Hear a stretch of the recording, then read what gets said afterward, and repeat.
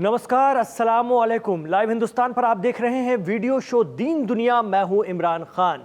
Iran और America के दरमियान चल रही बातचीत टूट सकती है। जी हां, इस बातचीत के हवाले से ईरान ने एक बड़ा खदशा जारी कर दिया है। क्या है वो बात, क्या है वो खदशा, आपको बताएंगे आज के दीन दुनिया शो में, जिससे कि ईरान का भरोसा ही उठ गया है। लेकिन इससे पहले एक और संजीदा इल्ज़ाम ईरान ने इस्राइल पर लगाया है। वो क्या है, वो भी जान लेते हैं।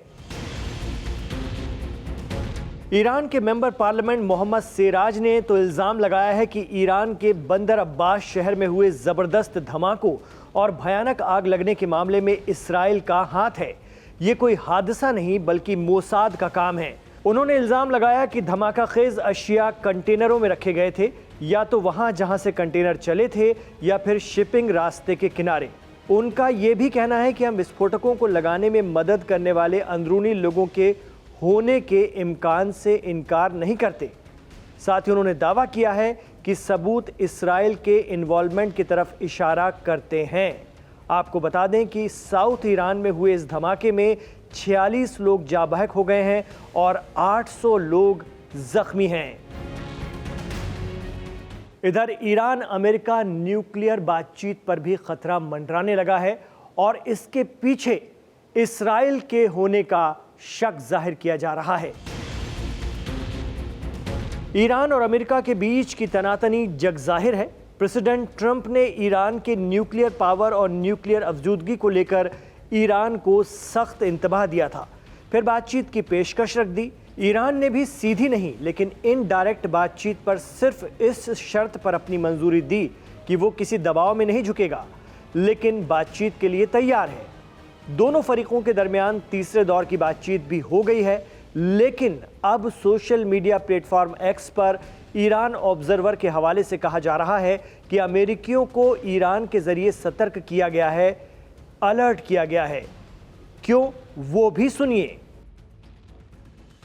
जी हां, ईरान ऑब्जर्वर कहता है कि ईरान के वजीर खारजा यानी फॉरेन मिनिस्टर अब्बास अरागची कह रहे हैं कि इस्राइल अमेरिका की फॉरेन पॉलिसी को डिक्टेट कर रहा है।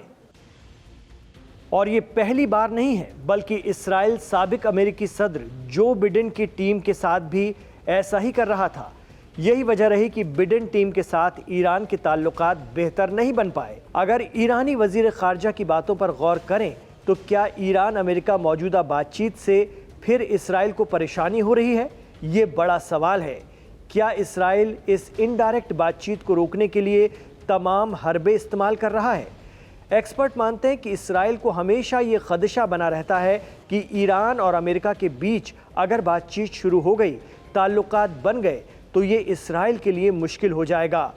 इस्राइल के पीएम नेतन्याहू पब्लिकली ये कहते रहे हैं कि अगर ईरान और अमेरिका के दरमियान कोई नया समझौता हुआ तो इस्राइल इसे काबिल कबूल नहीं करेगा। लेकिन इस्राइल की दिक्कत यह है कि Iran America indirect nuclear talk पूरी दुनिया की नज़रों में है। इस्राइल की इस मुद्दे पर दखल अंदाजी दोनों ममालिक के रिश्तों पर असर डाल सकती है, लेकिन फिर भी वो किसी न किसी तरह से अमेरिका पर दबाव बनाने की कोशिश में होगा। तभी ईरानी फॉरेन मिनिस्टर ने ये इल्ज़ाम लगाया है कि इस्राइल अमेरिका की फॉरेन पॉलिसी में दखल अंदाजी कर रहा है। ईरान अमेरिका बातचीत अगर कामयाब रहती है तो इससे मिडिल ईस्ट में काफ़ी हद तक चीज़ें काबू में आ सकती हैं, अमन के हालात बन सकते हैं। जानकार मानते हैं कि अमेरिका में मौजूद इस्राइली लॉबी इस बात को शायद ही पसंद करे। इल्ज़ाम लगता है कि अमन ग्रेटर इस्राइल के रास्ते का रोड़ा है और इस्राइल को आक्रामकता के लिए वजह की ज़रूरत होती है। यही कारण है कि इस्राइल ने सीरिया में भी असद सरकार का तख्ता पलटते ही गोलान हाइट्स के ऊंचाई वाले इलाकों पर कब्जा जमा लिया। इस्राइल को यह भी अंदेशा रहता है कि कहीं ईरान अमेरिका के साथ चल रही न्यूक्लियर बातचीत का फ़ायदा उठाकर न्यूक्लियर बम न बना ले, जो इस्राइल के लिए सबसे बड़ा खतरा होगा। आपको बता दें कि न्यूक्लियर या जौहरी डील को लेकर ईरान और अमेरिका के दरमियान तीसरे दौर की बातचीत गुज़िश्ता शनिवार को ओमान की राजधानी मस्कट में हुई। तीसरे दौर की इस बातचीत में कई गंभीर मुद्दों पर चर्चा हुई। हालांकि दोनों मुल्क सीधे बात नहीं करते, ओमान के अफसर और फॉरेन मिनिस्टर बीच में रहते हैं। इस बातचीत के दौरान कुछ पॉजिटिव इशारे भी मिलने लगे हैं। कहा जा रहा है कि तीसरे दौर की बातचीत पहले 2 दौर के मुकाबिल और ज़्यादा पॉजिटिव रही। ओमान के वज़ीर ख़ारजा बदर अल बुसैदी ने भी बातचीत के सही सिमत में जाने के इशारे दिए हैं। अगली बातचीत यूरोप में हो सकती है। ऐसे में ईरानी वज़ीर ख़ारजा की तरफ से अगर ये बात कही जा रही है कि अमेरिका की फॉरेन पॉलिसी इसराइल कंट्रोल कर रहा है, तो ये अपने आप में बातचीत को लेकर कई सवाल खड़े कर रहा है और बातचीत में किसी तरह के खलल की तरफ भी इशारा करता है। तो ईरान के मेंबर पार्लियामेंट मोहम्मद सिराज ने इल्ज़ाम लगाया कि ईरानी शहर बंदर अब्बास में हुए धमाकों और ज़बरदस्त आग के पीछे इस्राएली एजेंसी मोसाद का हाथ है। इसकी जांच की जानी चाहिए।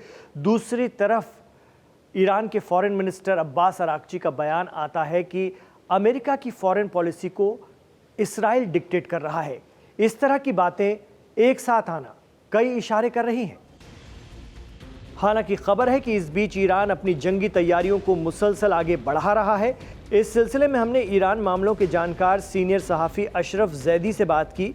उनका कहना है कि अमेरिका जिस तरह से मिडिल ईस्ट में मौजूद अपने एयरबेस में जंगी साजो सामान इकट्ठा कर रहा है, साथ ही इसके लिए भारी खर्चा कर रहा है, उसको देखकर लग रहा है कि ये ईरान पर प्रेशर बनाने की एक हिकमत अमली हो सकती है, ताकि जब भी दोनों मुल्क टेबल पर बैठें तो दबाव का कार्ड खेला जा सके।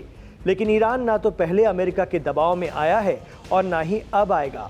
वो अपनी सिक्योरिटी इंटरेस्ट के ऊपर ही बात करेगा। उन्हें अगर ऐसा लगेगा कि सिर्फ न्यूक्लियर प्रोग्राम को आगे बढ़ाने से ही उनकी हिफाजत मुमकिन है, तो फिर वो झुकने वाले नहीं हैं। फिर भी किसी भी मुद्दे पर जंग से अच्छी बातचीत और सुलह रही है।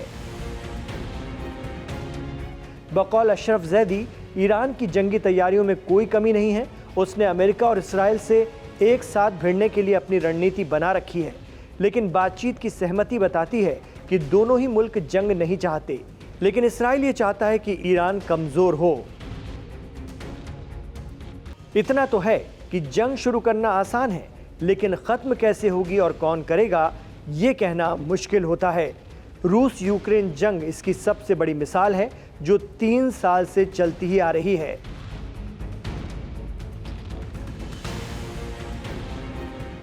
तो ये था लाइव हिंदुस्तान पर आज का दीन दुनिया। आपको कैसा लगा हमें कमेंट बॉक्स पर ज़रूर बताइएगा। इसके हवाले से आपके जो भी राय, मशवरे और तासुरात हैं, कमेंट बॉक्स पर ज़रूर शेयर कीजिए। अगर आप इमरान खान के साथ आखिर तक कनेक्ट रहें तो आपसे गुजारिश रहेगी कि हमारे इस वीडियो को लाइक ज़रूर कर लीजिए, ताकि ज़्यादा से ज़्यादा लोगों तक यूट्यूब के ज़रिए आगे बढ़ सके, पहुँच सके। हमारे चैनल लाइव हिंदुस्तान को सब्सक्राइब करना न भूलिए, अगर आप आज हमारे वीडियो को पहली बार देख रहे हैं तो। बहुत शुक्रिया। अपना ख्याल रखिएगा और अपनी दुआओं में हमें याद रखिएगा।